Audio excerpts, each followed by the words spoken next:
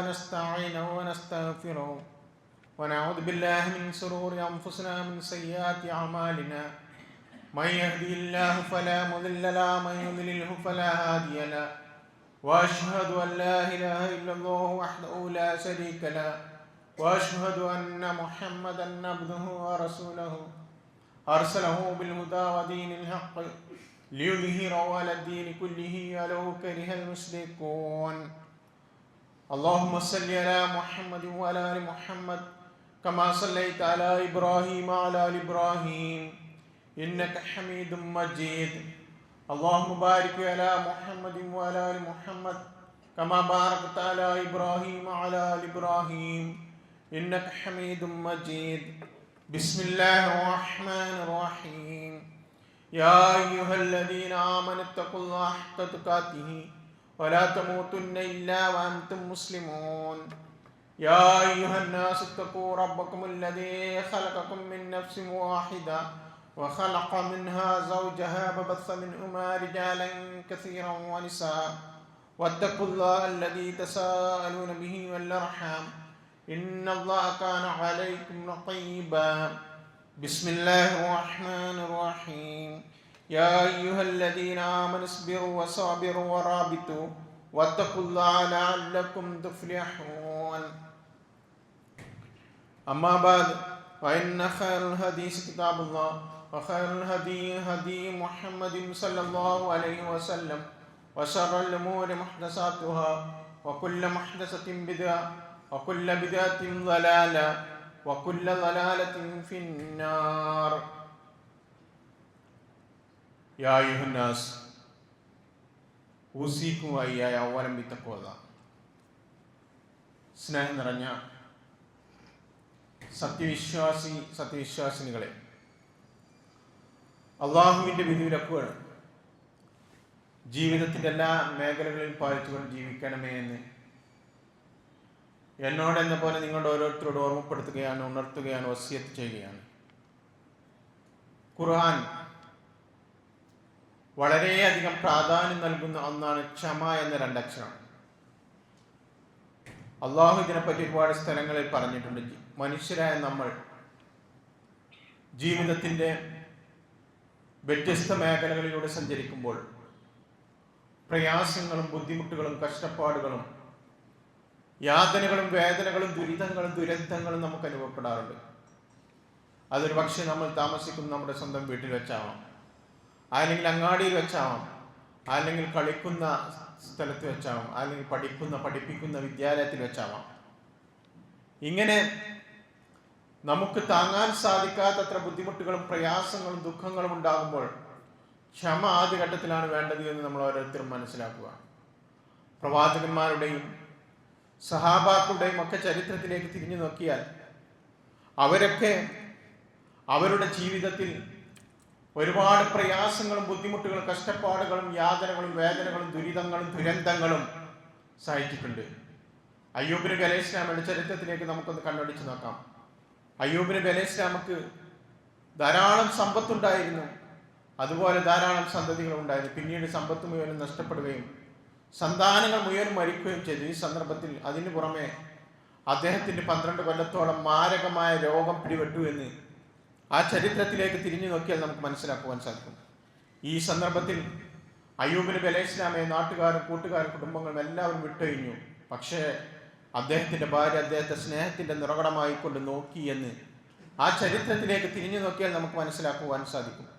എങ്കിലും അയ്യൂബ് നബി അലൈഹി ഇസ്ലാം അള്ളാഹുവിൽ പ്രതീക്ഷ അർപ്പിച്ചുകൊണ്ട് അള്ളാഹുവിനോട് നിരന്തരമായിക്കൊണ്ട് പ്രാർത്ഥിച്ചു, നാഥ, എനിക്ക് പ്രയാസവും ബുദ്ധിമുട്ടുകളും കഷ്ടപ്പാടുകളും യാതനകളും വേദനകളും വാദിച്ചിരിക്കുന്നു, ഇതിൽ നിന്ന് എന്നെ കരകയറ്റി തരണമേ എന്ന് പറഞ്ഞുകൊണ്ട് അയ്യൂബ് നബി അലൈഹി ഇസ്ലാം അള്ളാഹുവിനോട് നിരന്തരമായിക്കൊണ്ട് പ്രാർത്ഥിച്ചു. പിന്നീട് അള്ളാഹു ആ പ്രാർത്ഥനയ്ക്ക് ഉത്തരം നൽകി. പിന്നീട് അദ്ദേഹത്തിൻ്റെ രോഗം സുഖമായി, പിന്നെയും സന്താനങ്ങളുണ്ടായി, അകന്നു പോയവരൊക്കെ അടുത്തു എന്ന് ചരിത്രത്തിലേക്ക് തിരിഞ്ഞു നോക്കിയാൽ നമുക്ക് മനസ്സിലാക്കുവാൻ സാധിക്കും. അതുപോലെ ബിലാൽ റളിയല്ലാഹുവിന്റെ ചരിത്രം.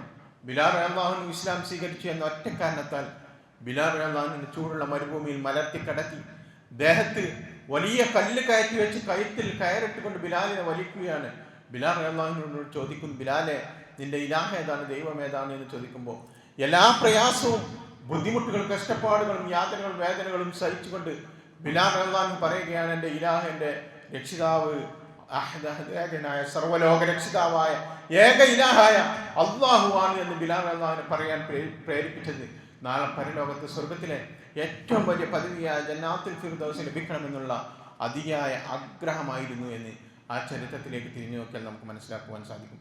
അതാണ് ഞാൻ ആമുഖമായ ചായത്തിലൂടെ അള്ളാഹു പറയുന്നു, യാ അയ്യുഹല്ലദീന ആമനു, സത്യവിശ്വാസികളെന്ന് വിളിച്ചുകൊണ്ട് അള്ളാഹു പറയുന്നു, ഇസ്ബിറു, നിങ്ങൾ ക്ഷമിക്കുവിൻ, വസാബിറു, നിങ്ങൾ ക്ഷമയിൽ മികവ് കാണിക്കുവിൻ, വറാബിത്തു, നിങ്ങൾ പ്രതിരോധ സന്നദ്ധരായിരിക്കും. അങ്ങനെ വത്തഖുള്ള, നിങ്ങൾ അള്ളാഹുവിനെ സൂക്ഷിച്ചുകൊണ്ട് ജീവിച്ചാൽ ലഅല്ലക്കും തുഫ്ലിഹൂൻ, നിങ്ങൾക്ക് വിജയം ലഭിക്കുമെന്ന് അള്ളാഹു സുബ്ഹാനഹു വ തആല ഖുർആനിലൂടെ നമുക്ക് പഠിപ്പിച്ചിരിക്കുകയാണ് സഹോദരങ്ങൾ.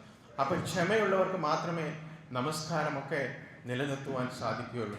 അള്ളാഹു പറയുന്നു, വസ്തഈനു ബിസ്സബ്രി വസ്സലാത്ത്, നിങ്ങൾ നമസ്കാരം കൊണ്ടും ക്ഷമ കൊണ്ടും അള്ളാഹുവിനോട് സഹായം തേടുക. വഇന്നഹാ ലകബീറത്തുൻ ഇല്ലാ അലൽ ഖാശിഈൻ, ഭക്തന്മാരല്ലാത്ത ആളുകൾക്ക് അത് വളരെ വലിയ പ്രയാസമുള്ള കാര്യമാണ് എന്ന് അള്ളാഹു സുബ്ഹാനഹു വ തആല ഖുർആനിലൂടെ നമുക്ക് പഠിപ്പിച്ചിരിക്കുകയാണ്. സഹോദരങ്ങളെ, ലോകമെങ്ങും ഫുട്ബോൾ ലഹരിയിലാണ്. വേൾഡ് കപ്പ് നടക്കുന്ന ഈ സന്ദർഭത്തിൽ, ലോകമെങ്ങും ഫുട്ബോൾ ലഹരിയിലായ സന്ദർഭത്തിൽ ചില ആളുകൾ ആ ലഹരി, ഫുട്ബോൾ ലഹരിയുടെ നമസ്കാരവും മറ്റു ആരാധനാ കർമ്മങ്ങളും ഇബാദത്തുകളും എല്ലാം മുടക്കിക്കൊണ്ട് അതിൻ്റെ പിന്നിൽ ഓടുന്ന ആളുകളെ നമുക്ക് കാണുവാൻ സാധിക്കും. സഹോദരങ്ങളെ, ഏത് വലിയ വിനോദങ്ങളാണെങ്കിലും എത്ര വലിയതാണെങ്കിലും അള്ളാഹും അവൻ്റെ റസൂലും പറഞ്ഞ കാര്യങ്ങൾ മുറുകെ പിടിച്ചുകൊണ്ട് മാത്രമേ അതിലൊക്കെ ഏർപ്പെടുവാൻ പറ്റുകയുള്ളൂ എന്ന് നമ്മൾ ഓരോരുത്തരും മനസ്സിലാക്കുക. അതുകൊണ്ട് അള്ളാഹു ക്ഷമാൽക്കടെ കൂടെയാണ് എന്നാണ് അള്ളാഹു പറയുന്നത്. ഇന്നല്ലാഹ മഅസ്സബിരീൻ, തീർച്ചയായും അള്ളാഹു ക്ഷമാൽക്കടെ കൂടെയാണ്. എന്നിട്ട് അള്ളാഹു പറഞ്ഞു, നിങ്ങളുടെ കൂട്ടത്തിൽ ക്ഷമാശീലരായ 100 പേരുണ്ടായിരുന്നതിനാൽ അവർക്ക് 200 പേരെ ജയിച്ചടക്കാവുന്നതാണ്. എന്നിട്ട് അള്ളാഹു പറയുന്നു, അല്ലാഹു മഅസ്സബിരീൻ, അള്ളാഹു ക്ഷമാൽക്കടെ കൂടെയാണ്. അതുപോലെ നിങ്ങളുടെ കൂട്ടത്തിൽ ക്ഷമാശീലരായ 1000 പേരുണ്ടെങ്കിൽ അള്ളാഹുവിൻ്റെ അനുമതി പ്രകാരം അവർക്ക് 2000 പേരെ ജയിച്ചടക്കാവുന്നതാണ് എന്ന് അള്ളാഹു സുബ്ഹാനഹു വ തആല ഖുർആനിലൂടെ നമുക്ക് പഠിപ്പിക്കുന്നു. ബദർ യുദ്ധത്തിന്റെ ചരിത്രം നമുക്കെല്ലാവർക്കും അറിയാം. ബദർ യുദ്ധത്തിൽ മക്ക മുശ്രിക്കുകളെക്കാൾ അംഗബലം എത്രയോ കുറവായിരുന്നു സത്യവിശ്വാസികളും നബി സല്ലല്ലാഹു അലൈഹി വസല്ലമയും സത്യവിശ്വാസികളും. പക്ഷേ ആ യുദ്ധത്തിൽ വിജയിക്കുവാനുള്ള കാരണം എന്താണ്? ക്ഷമയോടുകൂടി ആ യുദ്ധത്തിൽ പങ്കെടുത്തു എന്നാണ്. അപ്പോൾ അള്ളാഹു സുബ്ഹാനഹു വ തആല ക്ഷമാശീലരെ തിരിച്ചറിഞ്ഞിട്ട് മാത്രമേ സ്വർഗത്തിലേക്ക് അങ്ങ് കടത്തിവിടുകയുള്ളൂ എന്ന് നമ്മൾ ഓരോരുത്തരും മനസ്സിലാക്കുക. അള്ളാഹു പറയുന്നു, അം ഹസിബ്തും അൻ തദ്ഖുലുൽ ജന്ന, നിങ്ങൾക്ക് വെറുതെ അങ്ങ് സ്വർഗത്തിൽ പ്രവേശിച്ചു കളയാമെന്ന് നിങ്ങൾ വിചാരിക്കുകയാണോ? വലമ്മാ യഅലമില്ലാഹു അല്ലദീന ജാഹദു മിൻകും വയഅലമുസ് സാബിരീൻ, നിങ്ങളുടെ കൂട്ടത്തിൽ ക്ഷമാശീലരെയും അതുപോലെ അള്ളാഹുവിൻ്റെ മാർഗത്തിൽ ധർമ്മസമരത്തിൽ ഏർപ്പെട്ടവരെയും അള്ളാഹു തിരിച്ചറിഞ്ഞിട്ടല്ലാതെ നിങ്ങൾക്ക് വെറുതെ അങ്ങ് സ്വർഗത്തിൽ പ്രവേശിച്ചു കളയാമെന്ന് നിങ്ങൾ വിചാരിക്കുകയാണ് എന്ന് അള്ളാഹു സുബ്ഹാനഹു വ തആല ഖുർആനിലൂടെ ചോദിക്കുകയാണ്. അവ ക്ഷമയുടെ ഒരുപാട് മേഖലകളുണ്ട്. നമ്മൾ നന്മ കൽപ്പിക്കുമ്പോൾ, തിന്മ വിരോധിക്കുമ്പോൾ, മറ്റുള്ളവരിൽ നിന്ന് കുത്തുവാക്കുകളും പീഡനങ്ങളും മർദ്ദനങ്ങളും ഒക്കെ ഏൽക്കേണ്ടി വരും. അപ്പോൾ മതത്തിൽ ഉറച്ചു നിന്നുകൊണ്ട് ക്ഷമയോടുകൂടി ഉറച്ചു നിൽക്കുകയാണ് വേണ്ടത് എന്ന് സഹോദരങ്ങൾ നമ്മൾ ഓരോരുത്തരും മനസ്സിലാക്കുക.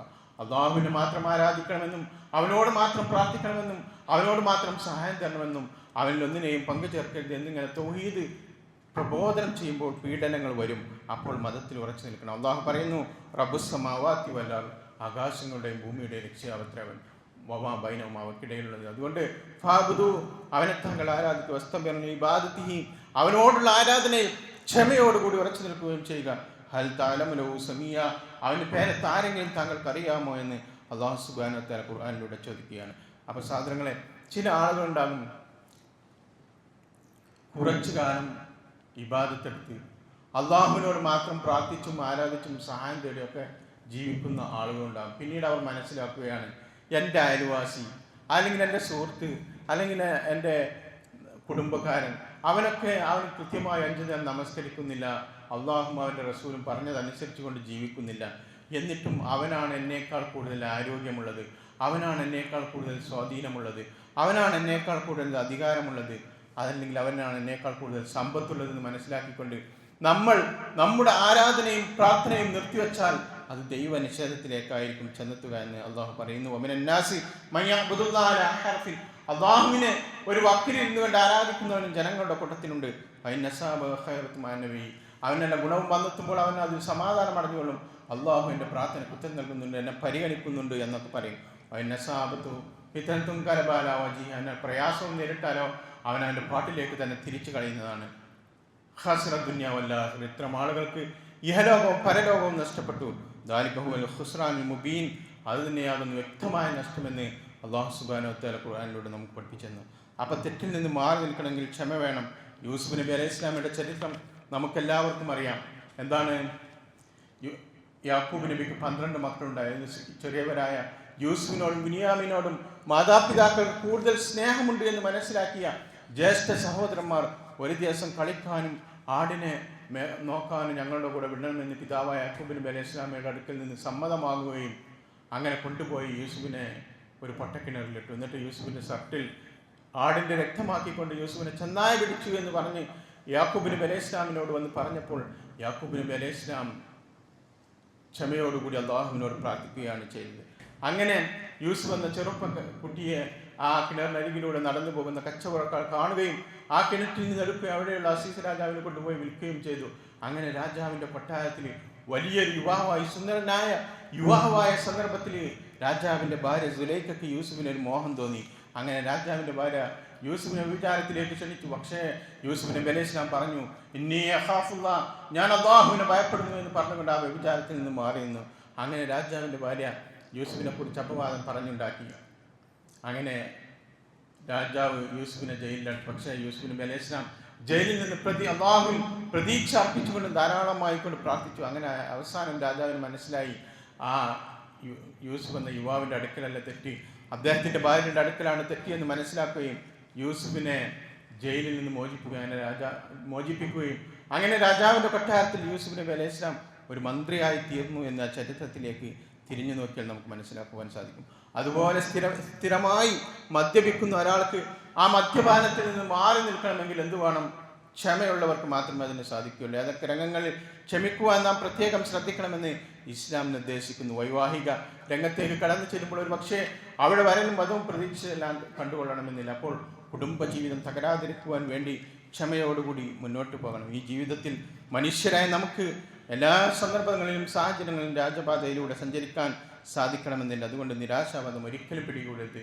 ഒരു മുഅ്മിനിന്റെ കാര്യം അത്ഭുതമാണ് എന്നാണ് റസൂലുള്ളാഹി സ്വല്ലല്ലാഹു അലൈഹി വസല്ലം പറഞ്ഞത്. അവന് ഗുണമുണ്ടാകുമ്പോൾ അവന് അള്ളാഹുവിനെ സ്തുതിക്കും, ദുഃഖമുണ്ടാകുമ്പോൾ ക്ഷമിക്കും. രണ്ടും അവന് ഗുണകരമാണ്. അജബൽ അംറുൽ മുഅ്മിൻ ഇന്ന അംറഹു കുല്ലഹു ലഹു ഖൈർ. ഒരു മുഅ്മിനിന്റെ കാര്യം അത്ഭുതമാണ്, അവനെല്ലാ കാര്യങ്ങളും അവന് ഗുണകരമായിട്ടുള്ളതാണ്. വലൈസ ദാലിക ലിഅഹദിൻ മിനൽ മുഅ്മിൻ, ഒരു മുഅ്മിനല്ലാതെ ലഭിക്കുകയില്ല. സഅബതു സറഹു സക്കറ ഫകാന ഖൈറൻ ലഹു. സന്തോഷമുണ്ടാകുമ്പോൾ അവൻ അള്ളാഹുവിനെ സ്തുതിക്കും, നന്ദി പറയും, അപ്പോൾ അത് അവന് ഗുണകരമാണ്. സഅബതു സറഹു സബറ, ദുഃഖമുണ്ടാകുമ്പോൾ, പ്രയാസമുണ്ടാകുമ്പോൾ, ബുദ്ധിമുട്ടുണ്ടാകുമ്പോൾ ക്ഷമിക്കും. ഫകാന ഖൈറൻ ലഹു, അതും അവന് ഗുണകരമാണ് എന്ന് റസൂലുള്ളാഹി സ്വല്ലല്ലാഹു അലൈഹി വസല്ലം നമുക്ക് വളരെ കൃത്യമായിക്കൊണ്ടും വ്യക്തമായിക്കൊണ്ടും പഠിപ്പിച്ചു തന്നത്. അപ്പോൾ സഹോദരങ്ങളെ, നമ്മൾ തൗഹീദുള്ളവരാണ് നമ്മളെല്ലാവരും. നമ്മൾ അള്ളാഹും അവൻ്റെ റസൂലും പറഞ്ഞതനുസരിച്ച് ജീവിക്കുന്ന യഥാർത്ഥ ഈമാനുള്ള മുഅ്മിനീങ്ങളാണ്. അപ്പോൾ നമുക്ക് എന്തെങ്കിലും ദുഃഖമോ പ്രയാസമോ ബുദ്ധിമുട്ടോ ഉണ്ടാകുമ്പോൾ നമ്മൾ ക്ഷമിച്ചാൽ അതുമൂലം നമ്മുടെ പാപങ്ങൾ അള്ളാഹു മായ്ച്ചു കളയുന്നതാണ്. അള്ളാഹു പറയുന്നു, റസൂൽ സല്ലല്ലാഹു അലൈഹി വസല്ലം പറഞ്ഞു, എന്താ പറഞ്ഞത്? മൈസീബുൽ മുസ്ലിം മിൻ നസ്ബി വലാ വസ്ബി. മുസ്ലിമിന് ബാധിക്കുന്ന ക്ഷീണം, രോഗം, വലാ ഹമ്മിൻ അസ്വസ്ഥത, വലാദനും ദുഃഖം, വലാദൻ ഉപദ്രവം, വലാമിൻ മനക്ലേശം, അത്തശൗക്കത്ത് ഇഷാക്കുക, കാലിൽ തറക്കുന്ന മുള്ളു വരെ. ഒരു മുള്ള് നമ്മുടെ കാലിൽ തറക്കുമ്പോൾ അതുമൂലം നമ്മൾ ക്ഷമിച്ചാൽ ഇല്ല കഫർ അല്ലാഹു ബിഹാ മിൻ ഖതായ, അതുമൂലം അവൻ്റെ പാപങ്ങൾ അല്ലാഹു മായ്ച്ചു കളയാതിരിക്കുകയില്ല എന്ന് റസൂലുള്ളാഹി സ്വല്ലല്ലാഹു അലൈഹി വസല്ലം നമുക്ക് പഠിപ്പിച്ചു തന്നു. അപ്പം മതനിയമങ്ങൾ അനുഷ്ഠിക്കുക, ഇസ്ലാമിലെ മിക്ക ആരാധനകളും ക്ഷമിക്കുന്ന സ്വഭാവമുള്ള സ്ത്രീ പുരുഷന്മാർക്ക് മാത്രമേ സാധിക്കുകയുള്ളൂ എന്ന് നമ്മൾ ഓരോരുത്തരും മനസ്സിലാക്കുക സാധാരണ. അപ്പോൾ റസൂൽ സല്ലല്ലാഹു അലൈഹി വസല്ലം പറഞ്ഞു, 3 കുട്ടികൾ മരിച്ച ഒരു സ്ത്രീക്ക് നരകത്തെ തൊട്ട് മറയിടപ്പെടുമെന്ന്. അപ്പോൾ ഒരു സഹാബത്ത് ചോദിച്ചു, അള്ളാഹുവിൻ്റെ റസൂലെ സ്വർഗ്ഗത്തിൽ പ്രവേശിക്കുമോ എന്ന് ചോദിച്ചു. അപ്പോൾ അതേ എന്ന് പ്രവാചകൻ. അപ്പോൾ എന്താണ് ഇവിടെ? ക്ഷമയുടെ പ്രാധാന്യമാണ് ഇവിടെ നമുക്ക് പഠിപ്പിച്ചു തരുന്നത്. നമ്മുടെ ജീവിതം വ്യത്യസ്ത മേഖലകളിലൂടെ സഞ്ചരിക്കുമ്പോൾ പ്രയാസങ്ങളും ബുദ്ധിമുട്ടുകളും ഉണ്ടാകുമ്പോൾ ക്ഷമിക്കുന്ന ആളുകൾക്ക് സ്വർഗം സന്തോഷവാർത്ത അറിയിക്കുക എന്ന് അല്ലാഹു സുബ്ഹാനഹു വ തആല ഖുർആനിൽ പറഞ്ഞു. വലനബ്ലുവന്നകും ബിശൈഇൻ, നിങ്ങൾ വല്ലതുകൊണ്ടും നാം പരീക്ഷിക്കുക തന്നെ ചെയ്യും. മിനൽ ഖൗഫി വൽ ജൂഇ, ഭയം, വൽ ജൂ, വിശപ്പ്, അക്രമങ്ങളും കലഹങ്ങളും കുഴപ്പങ്ങളും ഉണ്ടാകുമോ എന്ന് ഭയം, രാത്രി ഒറ്റയ്ക്ക് പുറത്തേക്ക് ഇറങ്ങുവാൻ ഭയം, വൽ ജൂ, വിശപ്പ് കൊണ്ട് പരീക്ഷിക്കും, തിന്നുവാനും കുടിക്കുവാനുമില്ലാതെ, വനക്സിൻ മിനൽ അംവാൽ, ധനങ്ങളിലുള്ള കുറവ് മൂലം, വൽ അൻഫുസി, ദേഹങ്ങളിലുള്ള കുറവ് മൂലം, വസ്സമറാത്തി, ഫലങ്ങളിലുള്ള കുറവ് മൂലം, ഇങ്ങനെയൊക്കെ പരീക്ഷിക്കുമ്പോൾ വബശിരി സ്വാബിരീൻ, ക്ഷമിക്കുന്ന ആളുകൾക്ക് നബിയെ നീ സന്തോഷവാർത്ത അറിയിക്കുക എന്ന് അല്ലാഹു സുബ്ഹാനഹു വ തആല ഖുർആനിലൂടെ നമുക്ക് പഠിപ്പിച്ചെന്ന സാധനം. അപ്പോൾ അതുപോലെ ക്ഷമയോടൊപ്പം നമ്മുടെ ജീവിതത്തിൽ വേണ്ട മറ്റൊരു സൽഗുണമാണ് എന്ത്? വിട്ടുവീഴ്ച എന്നുള്ളത്. നമ്മുടെ നിലനിൽപ്പിന് തന്നെ സ്നേഹവും സഹകരണവും ആവശ്യമാണ്. ജീവിതത്തിൽ വീഴ്ചകൾ സ്വാഭാവികമാണ്. അതുകൊണ്ട് വീഴ്ചകൾ അറിയുന്ന സൃഷ്ടാവ് അല്ലാഹു വിട്ടുവീഴ്ച നിശ്ചയിച്ചു. അല്ലാഹു പറയുന്നു എന്താണ്? വലാ തസ്തവിൽ ഹസനത്തു വല സയ്യ, നല്ലതും ചീത്തയും സമമാകുകയില്ല. ഇത് ബില്ലത്തി അഹ്സൻ, ഏറ്റവും നന്മ ഏതാണോ ആ നന്മ കൊണ്ട് നീ തിന്മയെ പ്രതിരോധിക്കുക. ഫൈദല്ലദീ ബൈനക വബൈനഹു അദാവ, എന്നാൽ ഏതൊരുവനും നീയും ഇടയിൽ ശത്രുതയുണ്ടോ കാന്നഹു വലിയുൻ ഹമീം, അവനിൻ്റെ ഏറ്റവും അടുത്ത ബന്ധുവായി തീരുന്നതാണ്. സാധനങ്ങളെ, നമ്മെ കാണുമ്പോൾ നമ്മോട് ഇങ്ങോട്ട് കുത്തുവാക്കുകൾ പറയുന്നവരുണ്ടാകും, നമ്മെ പരിഹസിക്കുന്നവരുണ്ടാകും, നമ്മെ കളിയാക്കുന്നവരുണ്ടാകും. അവരോട് അങ്ങോട്ട് ലോലമായ പെരുമാറ്റവും വിട്ടുവീഴ്ച മനസ്ഥിതിയും സൗമ്യശീലത്തോടു കൂടിയാണ് നമ്മൾ അങ്ങോട്ട് പെരുമാറുന്നത് എങ്കിൽ അവർ നമ്മുടെ ഏറ്റവും അടുത്ത സുഹൃത്തായി മാറ്റുവാൻ സാധിക്കുമെന്ന് നമ്മൾ ഓരോരുത്തരും മനസ്സിലാക്കുക. ശക്തിപ്രയോഗം എന്നുള്ളത് താൽക്കാലികമായ ആശ്വാസമാണ്.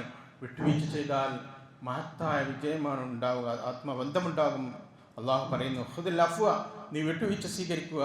വഅ്മുർ ബിൽ ഉർഫ്, നന്മ കൽപ്പിക്കുകയും വാഇരിദ് അനിൽ ജാഹിലിൻ, വിവരമില്ലാത്ത ജാഹിൽ കുട്ടികളായ ആളുകളിൽ നിന്ന് തിരിഞ്ഞു കളയുകയും ചെയ്യുക എന്ന് അള്ളാഹു സുബ്ഹാനഹു വ തആല പറഞ്ഞു. നബി സല്ലല്ലാഹു അലൈഹി വസല്ലം ജനങ്ങളോട് പെരുമാറിയത് ലോലമായ പെരുമാറ്റവും വിട്ടുവീഴ്ച മനസ്ഥിതിയും സൗമ്യശീലവുമായിട്ടായിരുന്നു അന്ത്യപ്രവാചകനായ റസൂലുള്ളാഹി സ്വല്ലല്ലാഹു അലൈഹി വസല്ലം ജനങ്ങളോട് പെരുമാറിയത് എന്ന് ആ ചരിത്രത്തിലേക്ക് തിരിഞ്ഞു നോക്കിയാൽ നമുക്ക് മനസ്സിലാക്കുവാൻ സാധിക്കും.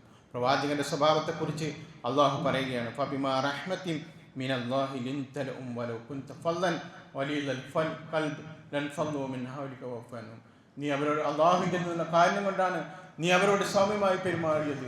നീ ഒരു കഠിന ഹൃദയനും പരിശു സ്വഭാവിയുമായിരുന്നുവെങ്കിൽ അവർ നിന്റെ ചുറ്റുപാടിൽ നിന്ന് വേറിട്ട് പോകുമായിരുന്നു. അതുകൊണ്ട് അവർക്ക് നീ മാപ്പ് കൊടുക്കുക എന്ന് അല്ലാഹു സുബ്ഹാനഹു വ തആല ഖുർആനിലൂടെ നമുക്ക് പഠിപ്പിച്ചു. സാധനങ്ങളെ, പ്രവാചകന്റെ വിശ്വാസിയുടെ ഗുണമായിട്ടാണ് ഇത് നമ്മൾ മനസ്സിലാക്കേണ്ടത്.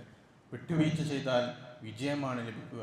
മുമ്പ് റസൂലുള്ളാഹി സ്വല്ലല്ലാഹു അലൈഹി വസല്ലമയും സഹാബത്തും അള്ളാഹു പറഞ്ഞതനുസരിച്ച് കൊണ്ട് ജീവിച്ചപ്പോൾ സ്വന്തം നാട്ടുകാരിൽ നിന്നും കുടുംബങ്ങളിൽ നിന്നും എല്ലാവരിൽ നിന്നും പീഡനങ്ങളും മർദ്ദനങ്ങളും യാതനകളും വേദനകളും ദുരിതങ്ങളും ദുരന്തങ്ങളും അനുഭവിച്ചവരാണ്. പണ്ട് പ്രവാചകനെ കാണുമ്പോൾ ചപ്പ് ചവറുകൾ വാരിയിടുന്നവരുണ്ടായിരുന്നു, പ്രവാചകന് നേരെ കാർപ്പിച്ച് തുപ്പുന്നവരുണ്ടായിരുന്നു. ത്വായിഫിലേക്ക് പ്രബോധനത്തിന് പോയപ്പോൾ അവിടെ നിന്ന് പ്രവാചകന്റെ കുടുംബക്കാർ പ്രവാചകനെ കല്ലെറിഞ്ഞ് ആട്ടിയോടിച്ചു. ഇവരെയൊക്കെ നബിയും സഹാബത്തും മക്ക പിടിച്ചടക്കി.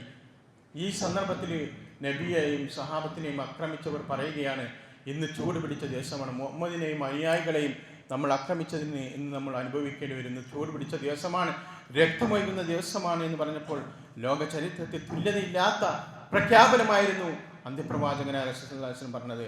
ഹാദാ യൗമുൽ മർഹമ, ഇന്ന് കാരുണ്യത്തിന്റെ ദിവസമാണ്. അൻതുമുത്തുലഖാ, നിങ്ങൾ സ്വതന്ത്രരാണ്. ഇദ്ഹബു, നിങ്ങൾ പോകുക. അൻതുമുത്തുലഖാ, നിങ്ങൾ സ്വതന്ത്രരാണ് എന്ന പ്രഖ്യാപനമായിരുന്നു റസൂലുള്ളാഹി സ്വല്ലല്ലാഹു അലൈഹി വസല്ലം നടത്തിയത് എന്ന് ആ ചരിത്രത്തിലേക്ക് തിരിഞ്ഞു നോക്കിയാൽ നമുക്ക് മനസ്സിലാക്കുവാൻ സാധിക്കും. സാധനങ്ങൾ, അപ്പോൾ നമ്മളും എന്താണ് പകരത്തിന് പകരം വീട്ടുന്നൊരു സ്വഭാവം നമ്മുടെ ജീവിതത്തിലും ഒരിക്കലും ഉണ്ടാകുവാൻ പാടില്ല.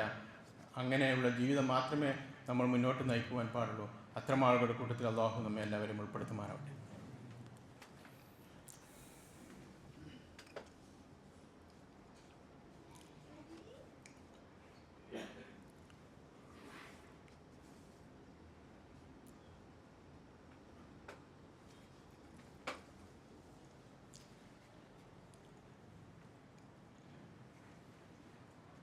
അൽഹംദുലില്ലാ വസ്സലാത്തു വസ്സലാമു അലാ റസൂലില്ലാ വഅലാ ആലിഹി വസഹ്ബിഹി അജ്മഈൻ, അമ്മാ ബഅദ്.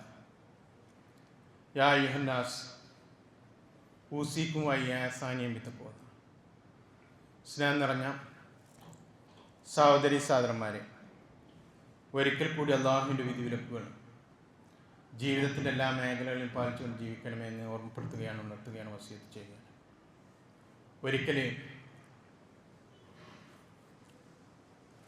നബി സല്ലല്ലാഹു അലൈഹി വസല്ലമയും സഹാബത്തും പള്ളിയിലിരിക്കുന്ന സന്ദർഭത്തിൽ ഒരു ഗ്രാമീണനായ അറബി വന്നുകൊണ്ട് പള്ളിയുടെ ഒരു മൂലയിൽ മൂത്രം വഹിച്ചു. ഈ സന്ദർഭത്തിൽ സഹാബത്ത് ആ ഗ്രാമീണനെ വിരട്ടാൻ ശ്രമിച്ചു. അപ്പോൾ സഹാബത്തിനെ തടഞ്ഞുകൊണ്ട് പ്രവാചകൻ പറഞ്ഞു, ഇന്നമാ ബുഇസ്തും മുയസ്സരീന വലം തുബഅസു മുഅസ്സരീൻ, നിങ്ങൾ നിയോഗിക്കപ്പെട്ടിരിക്കുന്ന എളുപ്പമുണ്ടാക്കുന്നവരായിട്ടാണ്, പ്രയാസമുണ്ടാക്കുന്നവരായിട്ട് നിങ്ങൾ നിയോഗിക്കപ്പെട്ടിട്ടില്ല എന്ന് പ്രവാചകൻ സല്ലല്ലാഹു അലൈഹി വസല്ലം സഹാബത്തിനോട് പറയുകയുണ്ടായി. നമ്മളൊക്കെ നമ്മുടെ ആഗ്രഹങ്ങൾക്കും ചിന്തക്കും എതിരുള്ള പ്രവൃത്തി കാണുമ്പോൾ പെട്ടെന്ന് ദേഷ്യം വരികയും കോപാകുലരാകുകയും ചെയ്യുന്ന ആളുകളെയാണ് നമുക്ക് കാണുവാൻ സാധിക്കുക. പല ബന്ധങ്ങളും അറ്റുപോകുവാനുള്ള കാരണം എന്താണ്? വിട്ടുവീഴ്ചക്ക് ഒരുക്കമല്ല എന്നാണ്. ആധുനിക യുഗത്തിലേറെ പ്രസക്തമായ മാതൃകയാണ് വിട്ടുവീഴ്ച എന്നുള്ളത്. മാതാപിതാക്കളും മക്കളും തമ്മിൽ പിണക്കമാണ്, ഭാര്യയും ഭർത്താവും തമ്മിൽ പിണക്കമാണ്, അയൽവാസികളുമായിട്ട് പിണക്കമാണ്, കുടുംബങ്ങൾ തമ്മിൽ പിണക്കമാണ്. എന്താണ് കാരണം? വിട്ടുവീഴ്ചക്ക് ഒരുക്കമല്ല എന്ന് തന്നെയാണ്. പ്രായമായാൽ ഭാര്യയെ തൃപ്തിപ്പെടുത്തുന്നതിന് വേണ്ടി മാതാവിനോട് പിണങ്ങി നിൽക്കുന്നവരുണ്ടാകും. ജ്യേഷ്ഠാനുജന്മാർ ചെറുപ്പത്തിൽ ഒരുമിച്ച് കളിച്ചവർ വിട്ടുവീഴ്ച ചെയ്യുവാൻ ഒരുക്കമല്ല, അവർ പിണക്കത്തിലാണ്. അപ്പോൾ എന്താണ്? നമ്മൾ ഒരിക്കലും വിട്ടുവീഴ്ചയില്ലാത്തൊരു ജീവിതം നമ്മൾ മുന്നോട്ട് നയിക്കരുത്. അന്ത്യപ്രവാചകനായ റസൂലുള്ളാഹി സ്വല്ലല്ലാഹു അലൈഹി വസല്ലമയുടെ ഭാര്യയും അബൂബക്കർ റളിയല്ലാഹുവിൻ്റെ മകളുമായ ആയിഷ റളിയല്ലാഹുവിനെ കുറിച്ചും സഫ്വാൻ റളിയല്ലാഹുവിനെ കുറിച്ചും കപടവിശ്വാസികളുടെ നേതാവായ അബ്ദുല്ലാ ഇബ്നു ഉബയ്യ് വ്യഭിചാരാരോപണം പറഞ്ഞു വരുത്തി. ഈ കൂട്ടത്തിൽ അബൂബക്കർ റളിയല്ലാഹുവിൻ്റെ ബന്ധുവായ മിസ്തഹും ഉണ്ടായിരുന്നു. അബൂബക്കർ റളിയല്ലാഹു ഈ മിസ്തഹിന് മുമ്പ് ധാരാളം സഹായിച്ചിട്ടുണ്ട്.